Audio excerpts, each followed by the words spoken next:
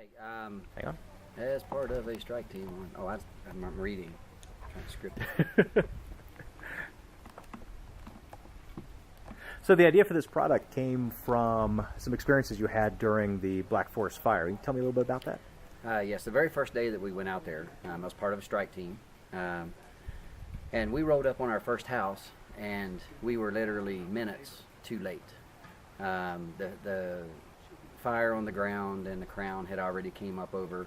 Although the structure was still standing, there was nothing that we could do. It was the radiant heat had already heated things up in the house, in the attic. So we just had to give on that one and move to the next home. The next home that we moved into, we started looking around as we were doing some mitigation, cutting down some small trees, knocking down some wooden fence, things like that. And there were multiple garden hoses laid around the yard from the homeowner with the stake type sprinklers for just a yard sprinkler on the ground. So I just looked at my fire chief. I was like, "Hey chief, would you like me to put these up on the roof?" And he just kind of looked and he's like, "Yeah, sure, go ahead." So 10 or 15 minutes, it felt like an eternity, being up there trying to get these things to cover most of the roof. And we ended up getting all of it covered with just about 5 or 6 sprinkler heads.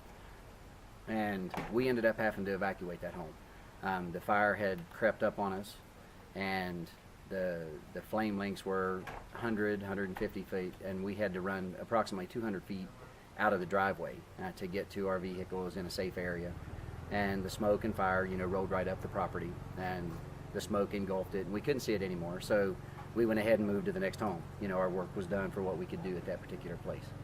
So hours later, when we made our way back around that particular area, the home was still standing, and the homes all around it were burned. And that was the only house in the area that ended up making it through that particular part of the fire.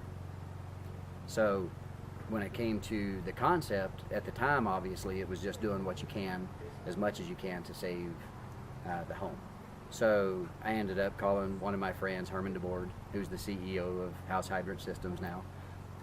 Just said, "Hey, you're not going to believe what we ended up doing." Just kind of giving some stories, of some things that we'd done out there.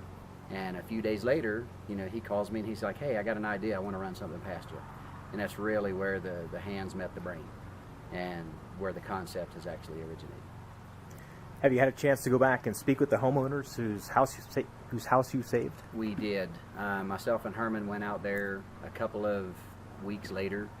They were back in their home, and they were full of joy, full of hugs, just elaborating on how everything was done around their house, and really, really was interested in the concept and was absolutely on board, and they really, really think that was a huge part of what ended up saving their home.